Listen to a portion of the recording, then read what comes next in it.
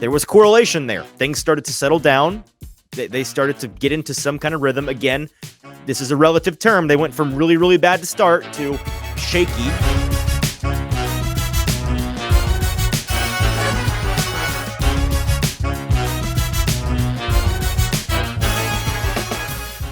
Welcome into the Hot Read Podcast. I'm your host, Easton Freeze, director of published content here at BroadwaySportsMedia.com. We're also brought to you by the 440 Podcast Network. You can follow me on social media at Easton Freeze. I'm joined as always by producer JT, who you can follow on social media at JT_Runke.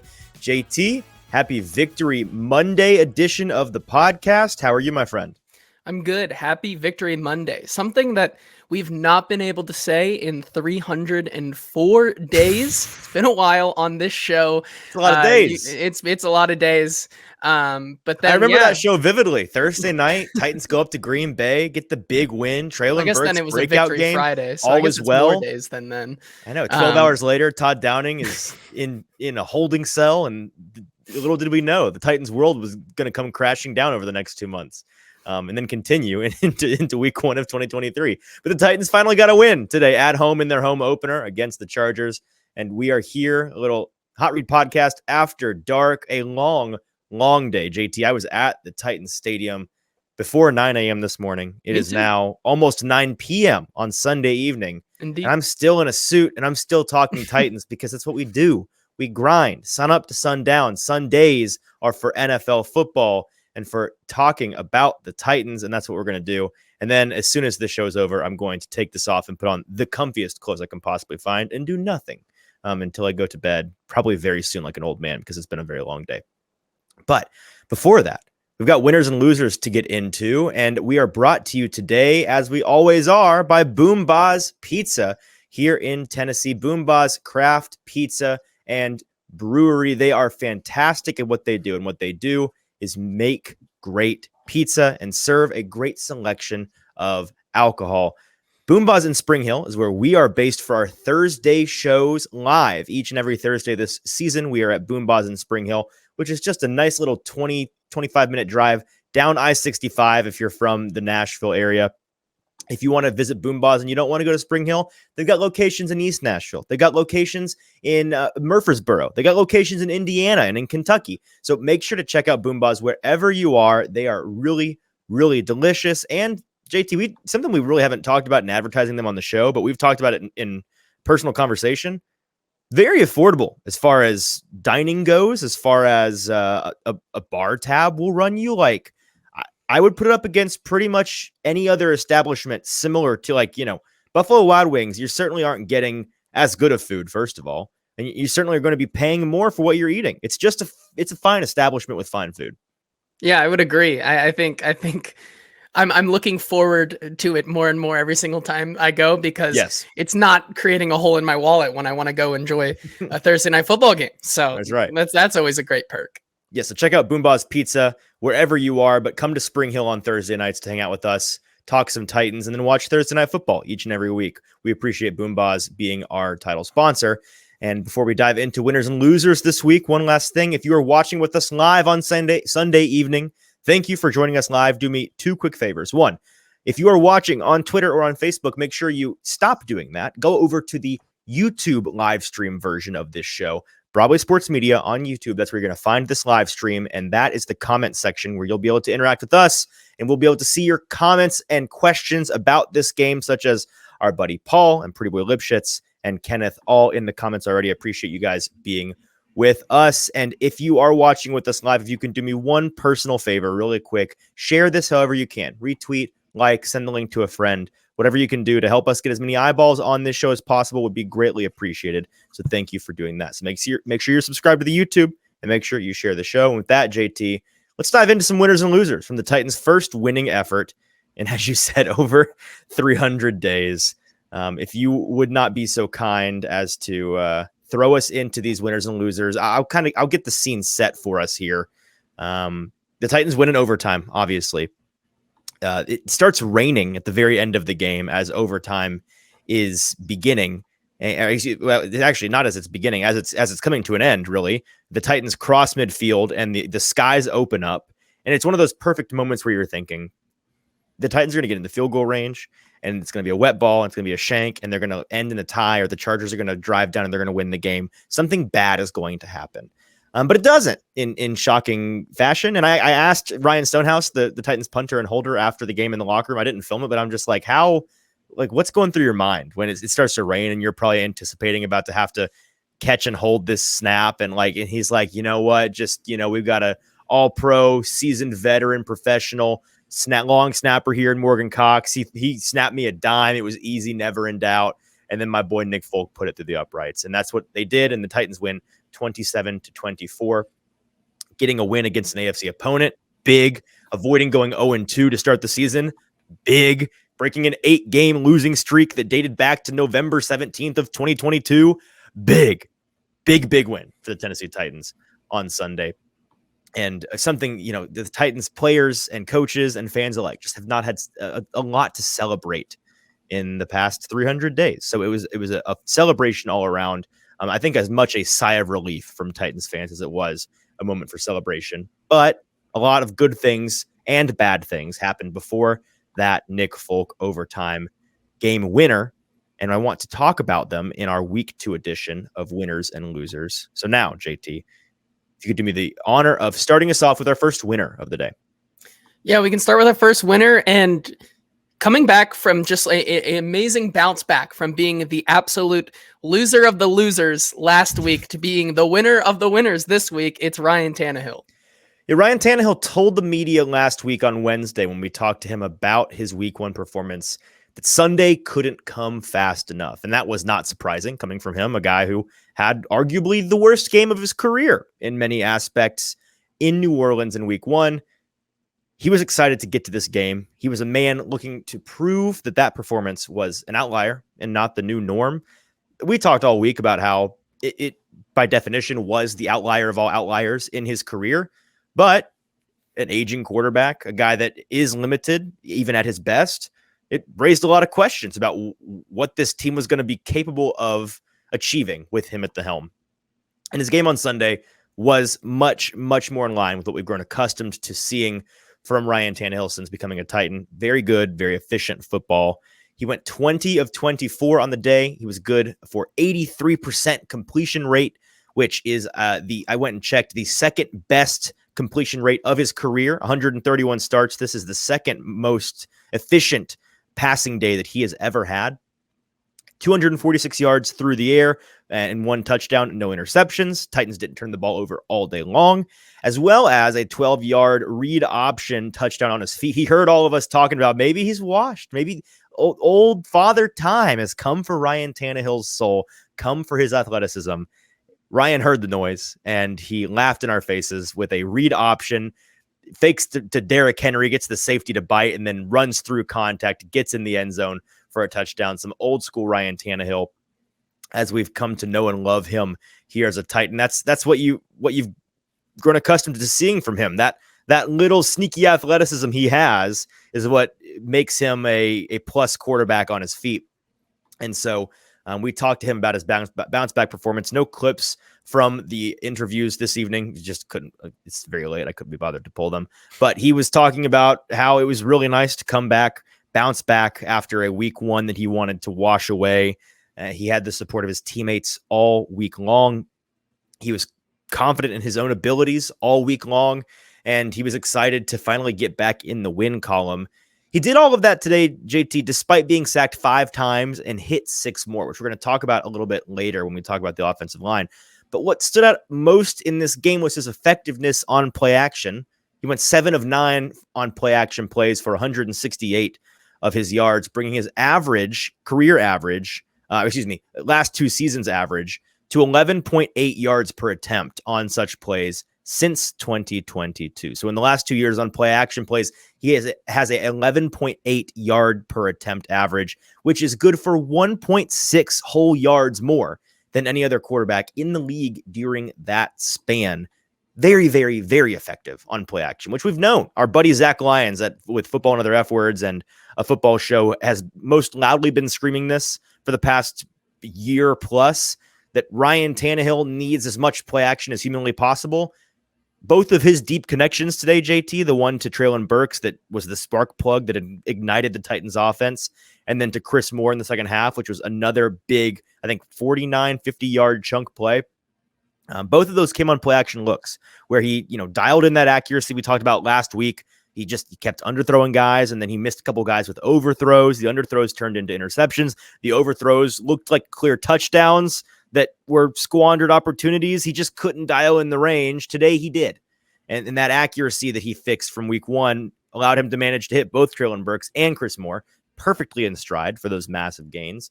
He's a very, very good quarterback when the Titans emphasize play action on offense. It's as simple as that.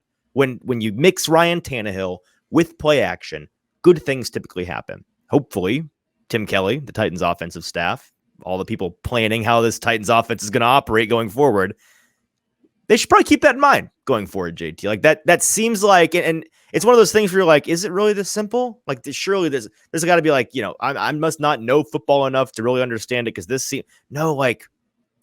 that simple. Obviously, you can't do nothing but play action, then it doesn't work. But running a lot of play action is like our buddy Zach Lyons. Again, I'm sure he's going to talk about it this week. I'll put money on the fact that he's going to bring up the numbers this week. So tune into a football show, tune into Football and Other F Words later this week.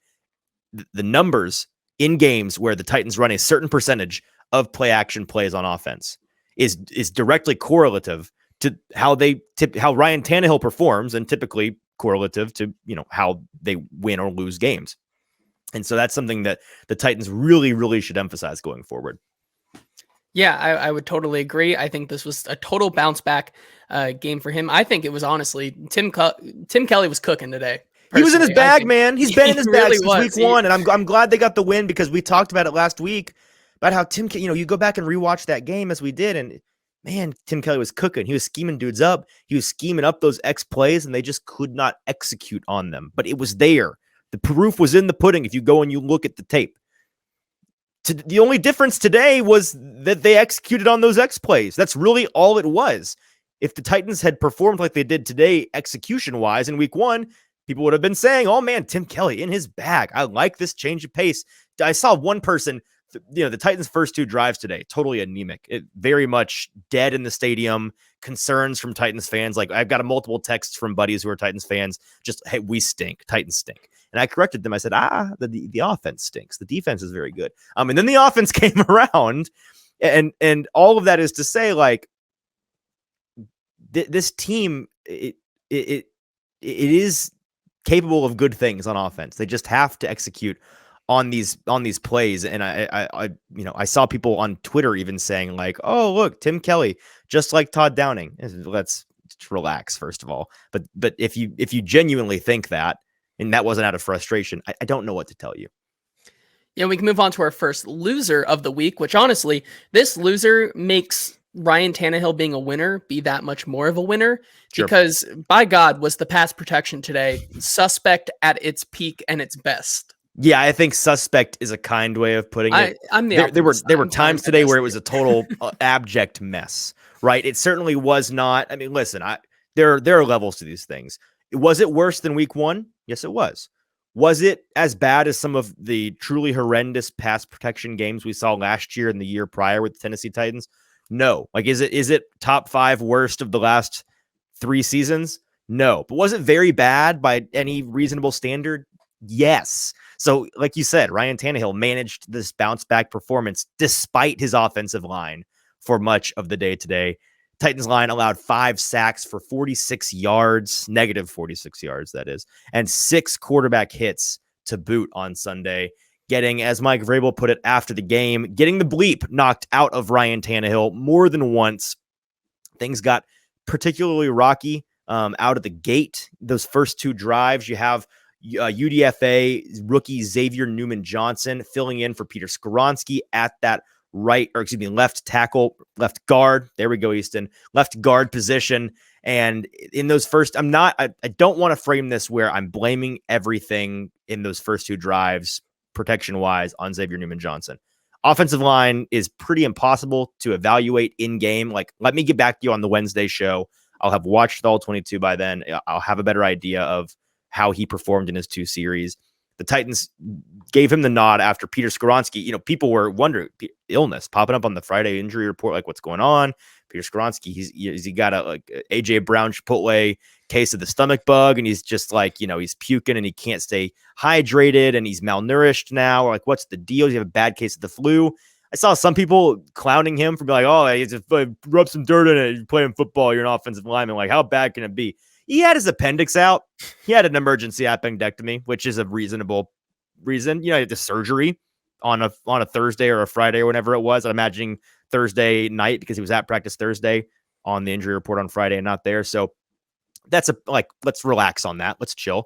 That's a reasonable thing. A very unfortunate, just a super Titans thing for your rookie first round pick, who was the star of your new offensive line in week 1. And then now, this setback that is not his fault by any means. It's not even one of those things where it's like, well, injuries aren't their fault, but the guy can't stay healthy. No, that's just luck. It sucks. Happened to Joe Burrow last year. It's happened to a lot of players.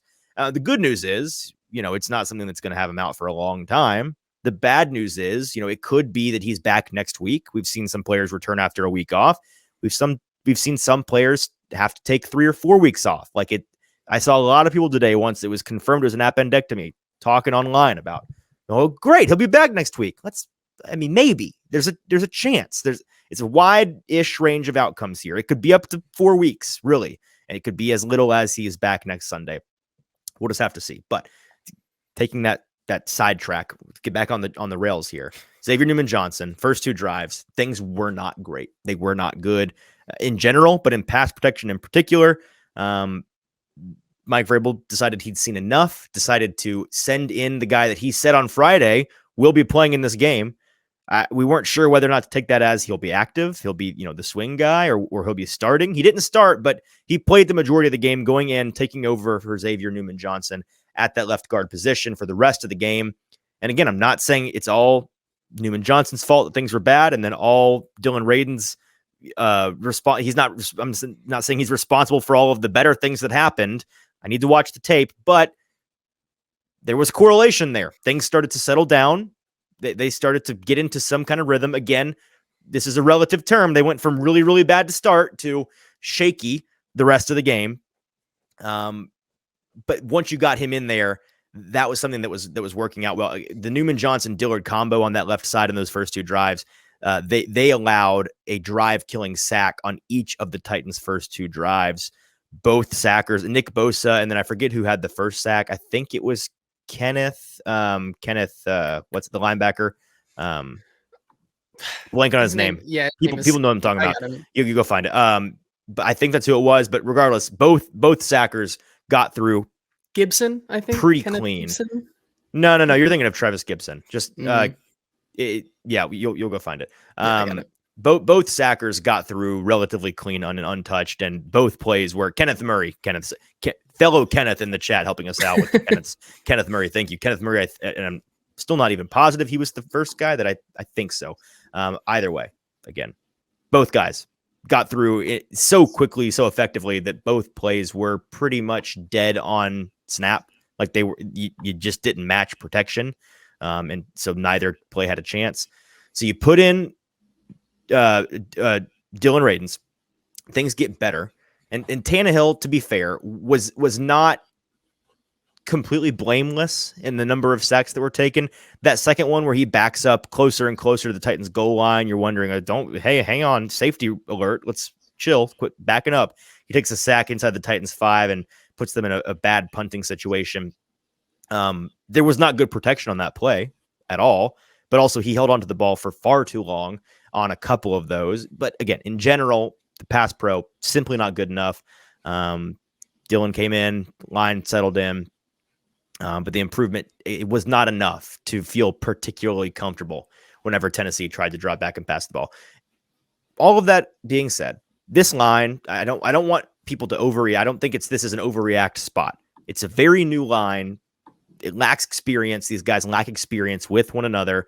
We came into the season knowing this. We knew that this line was going to take time to gel. And you don't gel in 1 week. You don't gel in 2 weeks. You're probably not going to be gelled by week 3 or week 4. Like a lot of times offensive lines take 6 to 8 weeks. It's by mid-season. You're like, hey, they're finally finding their stride, stringing a couple of good games together. So until they find that rhythm, things are going to remain shaky on offense. But I do think that patience is warranted. Yeah, and then we have a couple of comments here on those issues here. Kenneth also pointing out that Joey Bosa and Khalil Mack good at football. So like when you are good at a disadvantage like that, almost you had to expect that it was going to be shaky at best when you do not have Peter Skoronski in there, and you're kind of putting a hodgepodge of just trying to get guys through this game here to see UDFA rookie on one hand, or man 8 months removed from ACL tear on other hand. Choose your fighter. Like, exactly. And then Zedine says that Radunz did look good today, though, at left guard, which he was a lot better than Xavier Newman-Johnson was.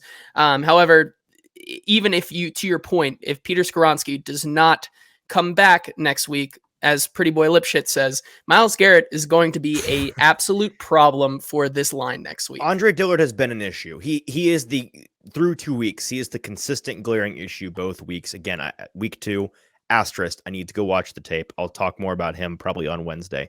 But assuming what I saw with my bare eyes from the press box today is reflected in the tape, he's the issue, and we kind of came into the season worried that he may be the issue, and those worries are coming to fruition.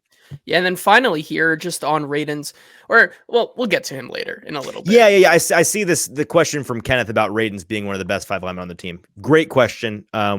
We address it later when we talk a little bit more about Radunz. Let's circle back there. Let's move on to another winner from this game, and it's not any specific person, but it's pivotal plays from the impact players, the guys who make the plays when it really counts. Yeah, pivotal plays from impact players. I think what defined this game the most to me were these big plays that were made by the biggest players on the team in the biggest moments in the game.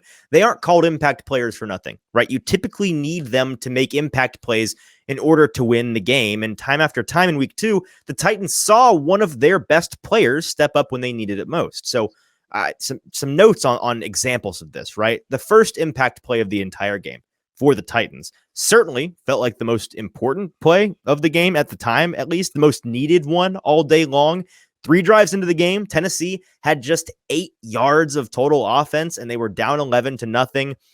Mike Vrabel said after the game that they were leaking oil and that we needed that play from him. The play in question, a 70-yard bomb on first down, and the player in question, Treylon Burks, right? That 70-yard completion connection between Ryan Tannehill and Treylon Burks was the first life that the Titans had on offense all day long. It was, I think, as much a sigh of relief in the Titans stadium as it was a cause for celebration, a moment of great excitement. That was the spark plug that got Tennessee on the board and back into the game, courtesy of one of their stars, right? And then their other star receiver, DeAndre Hopkins, had a relatively quiet day by box score scouting. If you just look at the box score, you say, hey, 4 receptions on 5 targets for 40 yards for DeAndre Hopkins. That's well below, the Hopkins standard statistically, but it was the way that he was utilized, the significance of the moments in which he contributed that shined so brightly, in my opinion. So twice the Titans faced pivotal third downs, and the man with the surest hands on the team, DeAndre Hopkins, came down with the ball for the first down conversion. Both plays extended drives that resulted in touchdowns. Obviously, they would have resulted differently if he had not made those conversions on such critical downs. And then in overtime, Hopkins comes up big for one final play to get the Titans firmly into field goal range as the rain began to pour. That was that moment where you're like, can they throw the ball? The ball is wet now.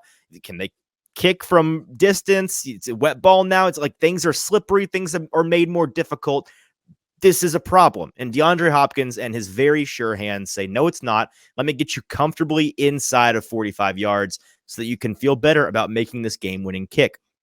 And that obviously gets them into range to win the game, and then they do. Those 3 plays arguably would have swung the game if any one of them went differently. Then you look at Ryan Tannehill. Came up big as well, hitting Treylon Burks, Chris Moore, deep downfield on those 2 explosive offensive plays. They capped off both of those drives with a touchdown.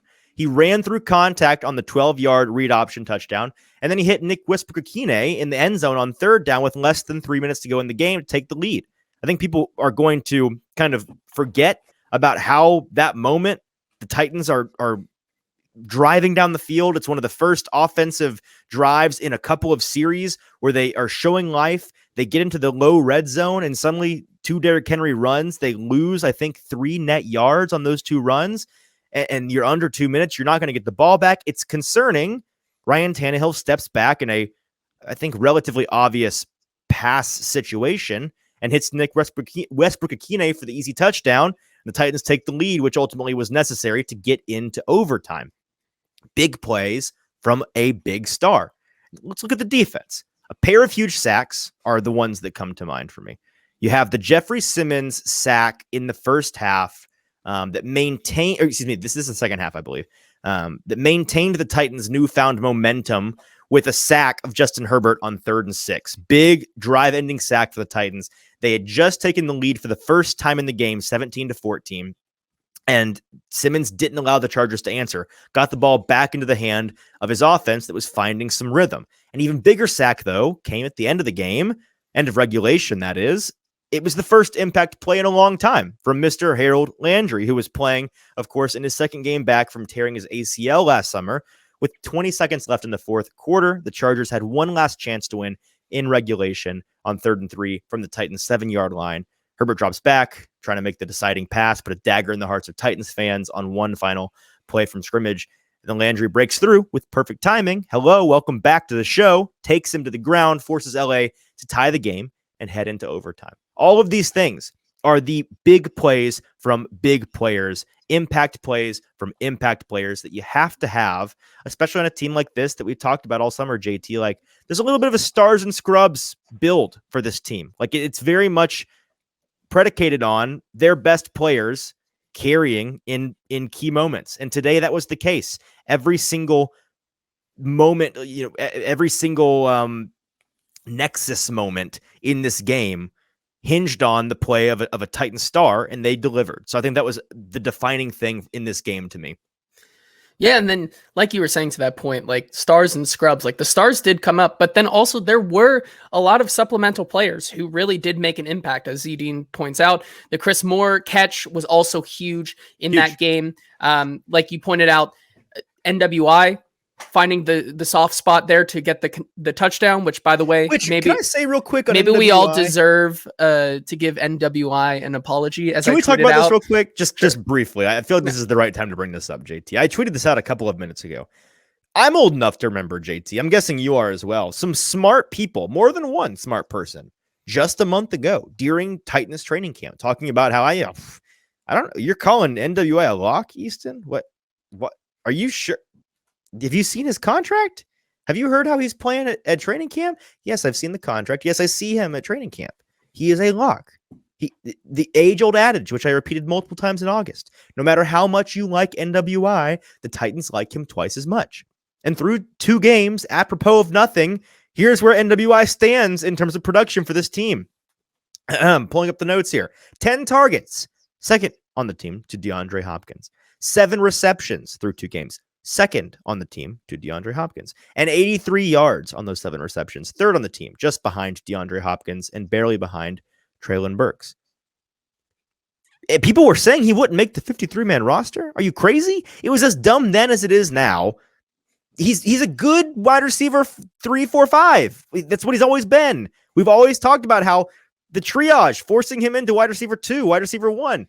Yeah, he's going to suck. Of course. Like, he's got a hard ceiling, but when he's your wide receiver 3, even better wide receiver 4, even better wide receiver 5, you're going to like him there. And the Titans are liking him there. And he's a volume king right now. So lay off my guy NWI, okay? Yeah, my bad. I'll take the L on that one. That's my bad. That's my bad there on that one. I'll put my hand up. All right. Hey, no, we appreciate the accountability. Yeah, of course. We can move on now to another loser here, which I have a feeling is going to be one. It's going to be a very recurring theme this season, yes, but the secondary continues to be a problem. Yeah, the Titan secondary. It's a problem, and I don't want to make this come like I thought the secondary actually on the whole, and this is something that I thought after the game, just trying to check myself, reevaluate, how I felt about the game as a whole.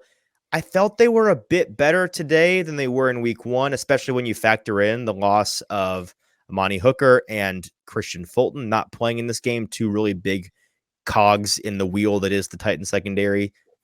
Doesn't make it easy when you have those guys out. And I thought that they managed pretty well in this game, considering those two things.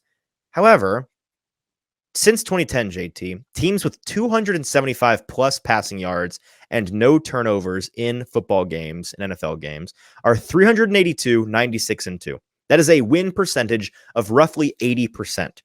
The Chargers became one of those 96 teams, one of those 96 losers on Sunday, amassing 281 of their 342 total yards through the air against the Titans. Quarterback Justin Herbert went 27 for 41 against Tennessee, missing two very important pieces in Amani Hooker and Christian Fulton. Their impact, again, can't be dismissed, but this team has allowed too many chunk plays in 2 weeks. There's just no two ways about it. With or without them, they are allowing too many big chunk X plays, particularly in between the 20-yard lines. Opposing offenses are regularly having their way with the Titans through the air. It's fair to point out that in general, I think this is their approach, right? We talk about a bend, don't break defense that keeps you in front of them and becomes this impenetrable wall, at least on paper, in the red zone, forcing field goals and not touchdowns. It's a fine strategy. But is it too much to ask for a secondary to present at least a little bit of resistance sometime other than when their back is against the wall? And this soft approach was particularly evident to me in the first quarter when the Chargers began the game almost exclusively targeting the left-hand flat and short area of the field whenever they got isolation, one-on-one cornerback or safety or linebacker on receiver over there. I went back and checked after the game. 6 of Justin Herbert's attempts in the first quarter were classified on the stat book. When you go to ESPN, go to CB, wherever you can find a play-by-play breakdown of the game. 6 of the first 7 passes of the game, 7 attempts in the first quarter from Herbert. 6 of them are classified as short left. And you can't blame him for continuing to go to that well like he did. It was a free 7 yards or more almost every single time he tried it. All but one, they got 7 or more yards on it. And it's the kind of thing the secondary just has to find a way to adjust for and not allow so regularly. Yeah, I mean, once again, like, I always think that, like, the matchup that with Mike Williams, which Mike Williams did down the stretch produce, but I mean, Keenan Allen in his route running was definitely a problem today. Mm-hmm. He definitely was their biggest playmaker today. But then I would also add that maybe not exactly Christian Fulton's presence was missed, but I think Amani Hooker definitely was missed in that secondary after just how much of an impact he was in week 1. Yep. So we can move on now to another winner, which is one that is a welcome sight from last season that we saw many, many times on this winner and losers list. And that's the red zone efficiency, baby. We're back. We're back. We're back. Titans are back. Just a brief, we return to your regularly scheduled programming with the Titans red zone efficiency. We talked about it last week. One of the most out of character elements of week 1 for Tennessee was their horrible inefficiency in the red zone. They went over 3 in New Orleans, settling for a field goal each time they found themselves inside their opponent's 20-yard line. And if you're familiar with the Mike Vrabel, Ryan Tannehill, Derrick Henry version of this Tennessee Titans team, historically with these guys, that came as a surprise, right? They've always been amongst the most efficient teams in the league in opponent territory. And in 2022, they were 6th in the league, 64.29% in the red zone, converting touchdowns when they got into that short red area. They were 9th the season prior, 62.5%. They have been good at this. And then in week 1, they just weren't. It was strange. It makes sense when you think about it on just in general, in a vacuum. This team, of course, they're managing to get more touchdowns than field goals in the short yardage. They have a Derrick Henry, after all, right? A human wrecking ball capable of 3 yards, simply falling forward on most plays. And then they also pride themselves on having big-bodied receivers, big-bodied tight ends, capable of winning with little space to play with, capable of winning contested catches. So why'd they get off to such a lousy start this season? Why'd they start so slow? A lot goes into that answer, right? Pre-snap penalties and poor offensive line play and bad decisions from the quarterback and a large dose of luck, ultimately, just negative luck, negative regression. That's a part of it. But in week 2, Mike Vrabel's squad turned into a red zone machine like we've seen them in the past. They turned this red zone ship around. Mike Vrabel talked about it in his post-game press conference, getting into the red zone, being efficient, and finding the end zone. Ryan Tannehill and company went 3 of 4 inside the enemy 20-yard line on Sunday, managing 3 big touchdowns. And this is, I think, an important one. They did it in multiple ways. They didn't just show they're capable of it. They're capable of doing it to you in a couple of different facets, right? You first saw the Titans with Derrick Henry, a 1-yard run, just pounding it up the middle. After that big Traylon Burks completion, they pound Henry and pound Henry and pound Henry until you get pay dirt, and that is typically a winning formula. When it's not, you go to Ryan Tannehill, read option, 12-yard rushing touchdown. And then when that's not working, you cook up some Nick Westbrook-Akine in breaking a route. Easy peasy. When you got hands like NWI, you can't fail, right? That's a joke, but he did catch the ball. 4-yard passing touchdown to NWI. They did it 3 different ways. And this is the efficient style of play that Mike Vrabel and the Titans pride themselves on. It's the style of play that we're used to seeing from them. So I'd expect today's efficiency to prove to be more of the norm than what we saw in week 1. I think for the rest of the year, they'll be much closer to what we saw today, going 3 or 4, than what they were in week 1, going 0 of 3. I think that was much more of a strange outlier, just considering the totality of this Titans team's history and the way that they play ball. I think when we look back at the end of the season, you look at the efficiency, you're going to look at week 1 and be like, oh yeah, that was weird. Why? Oh, that was a strange 0 for 3. They must have been rusty or something. I don't know what was going on. I think that's going to be an outlier when we look back on it. Yeah, moving on to another loser in this game. You kind of touched on it a little bit, but just kind of something that is not usually what you would think of a Mike Vrabel-led team, and that was the penalty discipline today. Yeah, man, the Titans shot themselves in the foot again multiple times in their first win. They did it in their first loss. They committed stupid penalties in some key moments, and like you said, a Mike Vrabel-led squad typically is a disciplined bunch. But that hasn't been the case so far in 2023. 7 penalties cost Tennessee a total of 45 yards against the Chargers today. 3 offensive penalties, 3 defensive penalties, and 1 on special teams. Some highlights include false starts from, these are the most frustrating in my opinion, false starts from Dillon Radunz and Trayvon Wesco and Josh Wiley. You're at home. You don't have the crowd noise in the Superdome to blame on this. This is just mental errors here. You got a horse collar tackle from linebacker Azeez Al-Shaair that turned a 10-yard Chargers gain into a 24-yard gain. And then you had a pair of defensive penalties on 3rd down that didn't manage to keep Justin Herbert from connecting with Keenan Allen for a touchdown anyways. You had a roughing the passer and you had a defensive holding or DPI, whatever it was. Cancel out both. We'll pass on both of those things. Actually, no, they accepted one, right? They get the touchdown anyways, despite the Titans cheating twice on the play. Then they managed to get a 2-point conversion because they get that accepted penalty, roughing the passer, personal foul, half the distance to the goal, 1 yard from the goal line on a 2-yard conversion. They punch it in and they go up 11 instead of 10. So the sloppiness, it's a particularly harmful thing to the Titans' offensive efforts, in my opinion, because this team is built to win offensively by playing as efficiently as possible. Long, grinding drives that slice and dice a defense to the point of wearing them down with the occasional shot play that busts a drive wide open. These are the fundamental tenets of a Tennessee offensive attack, but efficient football is made pretty impossible by stupid mental errors that result in pre-snap penalties. So if Mike Vrabel can't find a way to get his team to tighten up in this area of their game, I really do think it's going to cost them a win somewhere. It's going to cost them a game.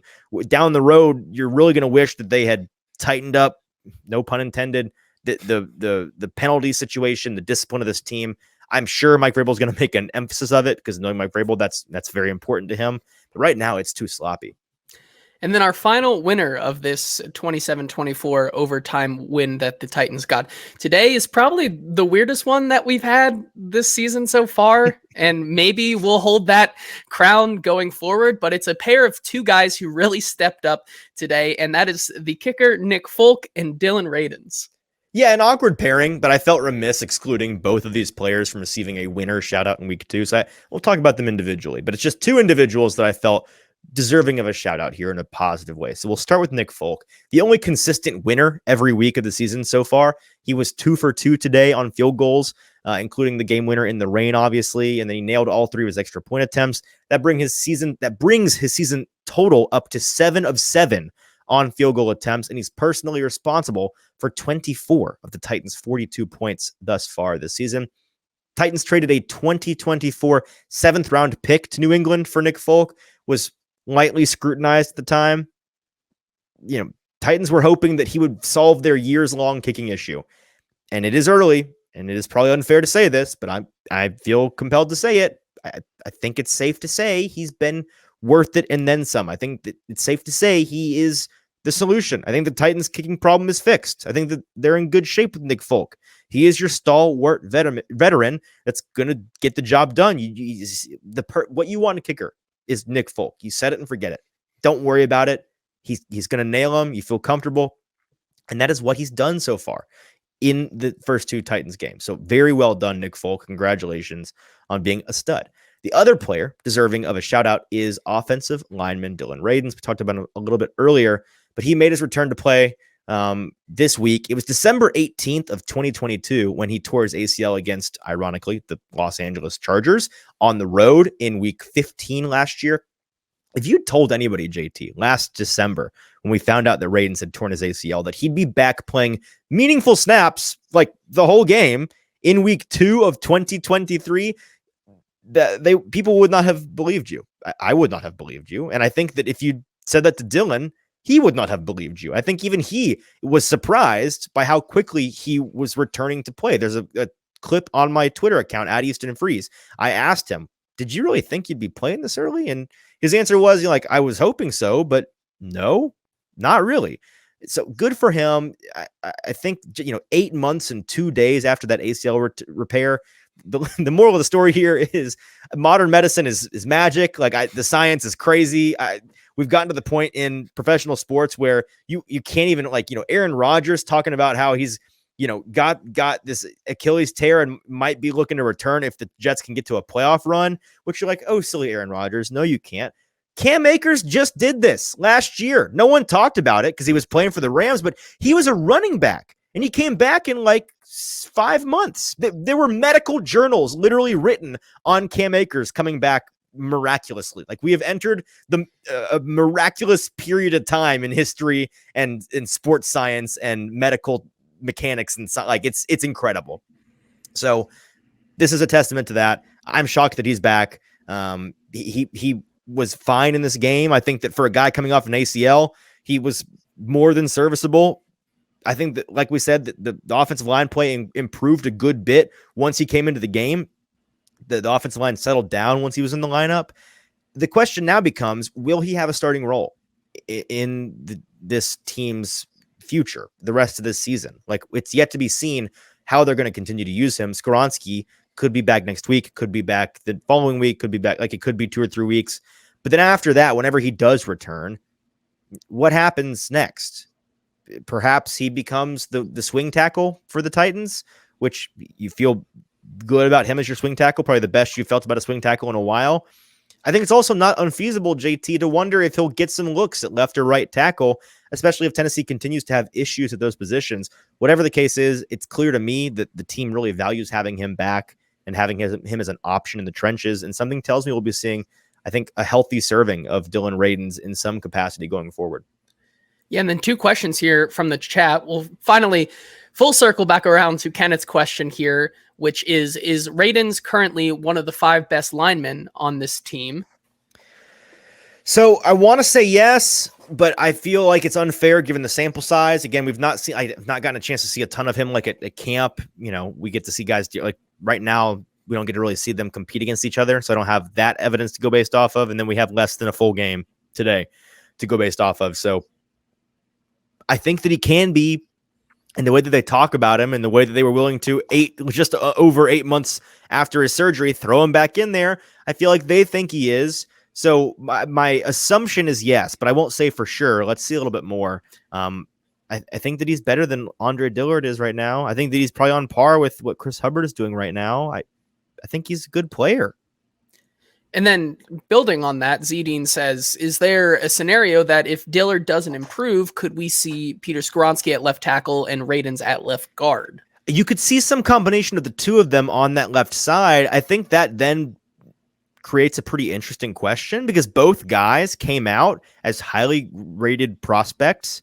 Skoronski, on a different level than what Radunz was, but they were first, second round picks.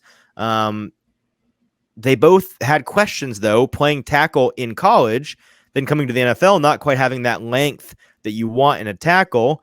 We saw Radunz at times kind of struggle at tackle, but then at other times kind of succeed at tackle for the Titans in very limited fashion. With Skoronski, we've not seen that yet. So I would be curious, if you gun to the head of the Titans organization, you got to play these guys on the left side. Who's the tackle? I don't know what they'd say. I want to say they'd probably lean Radunz because of the history and the experience a little bit in the NFL. But personally, I was always high on Skoronski being capable of playing tackle. I think the ceiling might be higher with him. Either way, you could see them in some form or fashion on that left side if Dillon does not work out and he continues to not work out. And that's going to wrap up our winners and losers for this first Titans. All right, that is winners and losers for Titans Week 2. And with that, we've got one more segment before we get out of here. It is the news with producer JT. Yeah, let's jump into the news and just a couple of just quick Titans stats to kind of wrap this up with a bow. Let's talk about that kicking situation that the Titans do have. So we were talking about it earlier, but as Paul Kaharski kind of tweeted out after this game, it's been the first time since 2018 the Titans haven't missed a kick or point after attempt in the first 2 weeks of the season. Of course, Randy Bullock missed a field goal against the New York Giants. Michael Badgley missed a field goal and a point after attempt against Arizona. Badgley. Hot Read podcast legend Michael Badgley, and then Steven Gostkowski missed 3 field goals and a point after attempt in his first 2 weeks. So me and you did a little bit of digging, and we said, "When that is way too kind. You did. I came up with the idea, and you did the digging." Yeah, well, it's a you did the legwork part on of the Hot Read podcast research department, aka JT and the computer, found out this information. So I took it a step further, and I saw, when was the last time the Titans had this good of a start in the kicking department? And well, you'd have to go all the way back to 2015. When Ryan Suckup started the season 23 of 23 on point after attempts and field goals. He missed the first kick of his season in week 9 against the Saints. And as I was telling you, while this is impressive, it also does help when you score 6 touchdowns in the first week and then 2 more in the second week, and you only have to kick 8 point after attempts in the first 2 weeks. I digress. Pad the stats a little bit. It still is pretty nice, though. Yeah, man, Suckup was cooking with gas. How about that? I think Folk could get to 23 combined attempts well before week 9 at this point. He's got 7 through 2 weeks. So, he's on pace to, doing quick math, get there by like week 6 or 7. But will he make all of them? We'll see. It's a high bar. He's not quite there. And then another stat that is just important to point out here. We talked all week. Why did Tyjae Spears get more snaps than Derrick Henry in week 1? Well, I'm here to tell you that was the complete opposite in today's game, as Derrick Henry dominated the snap count for running backs with 46 offensive snaps, which was good for 73% of the snap share. Tyjae Spears only getting 22 snaps, which was 34.9% of the share.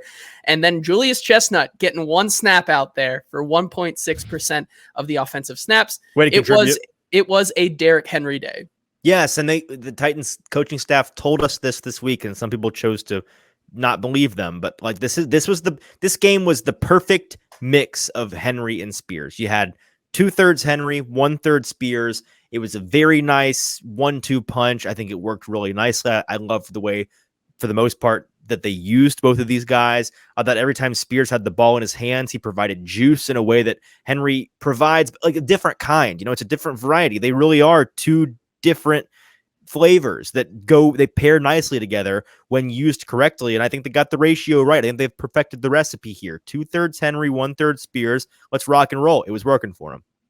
Yeah, and then we can move on to the rest of the AFC South and how they did today, starting off with the Jacksonville Jaguars, who lost their game to the Kansas City Chiefs, who get back on track. They lose 17-9, and Kansas City keeps them out of the end zone this week. Wild. I saw Ben Solak tweeted this today. He said if end zones were like 11 or 12 yards deep, then the Jaguars would have 4 of the sickest touchdowns of the day. I saw during the game there were a lot of highlights of the Jags just barely running out of room in the end zone. Yes. But it's not the CFL. You don't get 20-yard deep end zones. They are, in fact, 10 yards deep. And this is the importance of maybe the significance of the difference between having a second place and a first place schedule. We've talked about it all summer long. The Titans, first time they've had a second place schedule in a couple of years. The Jaguars, first time they've had a first place schedule since 2018, I believe. So they have to, host the Chiefs at home this week. We're at the first place team. The Titans get to host the Chargers at home, a second place team. And the Jaguars lose 17-9. The Titans win 27-23. That's a 2-game swing in a division battle. That kind of thing matters a lot in the end when things are tight. So it's a big deal that the Titans get to play that second place schedule. Now, I do think that maybe this was the biggest what's the word I'm looking for? Disparity here between first and second place opponents, because going forward, this means that the Jags get the Bills, good team. Titans get the Dolphins. I think not Dolphins are better, but like those both hard teams. I think that they're considered relatively equal right now. And then let's see, that means that the Jaguars get the Bengals, who well, both get Bengals. You want to talk about your Bengals? Yeah, we'll talk about that in a second. Wait, yeah, you're right. Who am I forgetting here? What's the third? Because they play all of the AFC North, so it doesn't matter. Yeah, I know. So the East and the West. So wait, I just said the West. The South. You got all of them. No, the North. Which is they all play the North this season. Oh no. Hang on. You're right. 17th game, doesn't it then? I'm totally blanking. Isn't it a first and second place team from the NFC? It might be. Yeah, I think it might be. I can look up their schedule real quick. I'm questioning myself. But either way, yes, that then becomes... They play the 49ers as well. That's right. So they play the Niners. Titans get to play the Seahawks. That's what it is. So first and second place from an NFC division. Thank you. So blacked out for a second. But there, I mean, that's another big one, I think. The Seahawks win today, obviously. Bounce back. But would you rather play the Niners or the Seahawks right now? I think it's a pretty clear answer. Yeah, I would agree with you there. Let's talk about the other matchup, which was another AFC South divisional matchup today, where the Colts defeat the Texans 31-20. And let me tell you, Anthony Richardson was working with some fireworks out there today. 2 rushing touchdowns in the span of 6 seconds or something. It felt insanely fast, but then of course, the unfortunately, Titans kicked off. I look at my phone and it's like, oh look, I'm playing you in fantasy this week. You have Anthony Richardson, and he has a gajillion points after 2 seconds again. Like, great, okay, cool. It's over before it began. And unfortunately, you're right. It was kind of over before it began for him as well, because he did leave the game with a concussion on his second touchdown run, kind of slammed to the ground a little aggressively, and he hit his head. So he was not able to finish the game, which meant Minshew Mania took back over, and he took the Colts to a resounding lead and kind of just led the rest of the game, which takes the Colts to a 1-1 standing now. By the way, Minshew Mania, a tweet from our buddy Austin Gale over at The Ringer. The top quarterbacks by EPA per dropback thus far in week 2 via True Media are exactly as we all expected. Number 1, Baker Mayfield, dealing down there in Tampa Bay. Number 2, Josh Dobbs, dealing with the Cardinals. 2 very gritty losses so far. Number 3, Minshew Mania, Gardner Minshew himself. The top 3 quarterbacks in the league. I love the NFL. And so if we were going to look at the standings through 2 weeks here, the standings would be the Jags still sit atop because they have the best divisional record, being 1-0. The Colts, I guess, by technicality, edge out the Titans because they've played 2 games and gone 1-1, and because they've both been divisional games. Right. Then Titans 1-1 and the Texans 0-2. So it'll be interesting going forward as the Colts have now split one, and the Jags take a very important loss against the AFC West. Yep. We can move on. Yeah, we can move on now to just around the NFL. Some news and notes here around the NFL. Let's just start with the Giants and how I just have to point out they finally scored some points. They won their game today. They did. They went into halftime. I picked them in our survivor pool, And I was not worried even a little bit at all once, even a single time. At no point during the day was I worried. I all along knew that they would win that game. And so good for me that I got the Giants.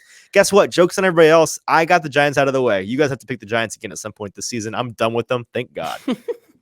Well, the Giants did go into halftime with a negative 60-point differential on the season.